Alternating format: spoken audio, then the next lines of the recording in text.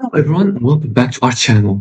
Want to show your prices directly in your ads? Price extensions help pre-qualify clicks and increase conversion quality. In today's video, I'll show you how to add price extensions in Google Ads 2026 the right way. Now before we start, I'll show you how to set up your Google Ads account.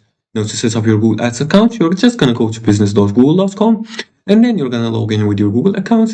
After that, you're gonna click on Start Now and you're gonna fill in the information about your business such as business name and your business website, which is mandatory. Once you finish setting up your business, you can add campaigns and then create new ads.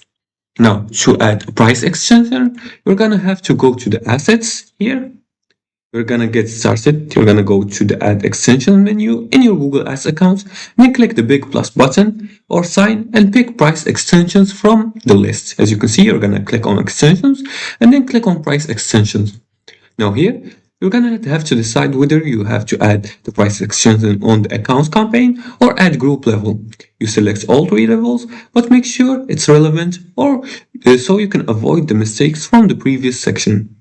Next, you select your language and currency, and this automatically adds the correct labels, like starting from, in the right language, and adds the currency symbol. Then, you have to specify the price extension type you want to use. There are a couple of different options, but here are the most relevant ones for your e-commerce store. You can choose brands, you can choose product tiers, which has different sizes or levels, and you can also choose product categories. Now, once you finish and you choose the price type, and the options include services, products, categories, events, etc., you're going to add price item. Now, for each item, header, description, price, or final URL, you need at least 3 price items. As soon as you finish, you're going to apply and save, and you're going to select where the extensions applies and click save. Make sure to use the round prices when possible and link each price to a relevant landing page, which is ideal for services and packages.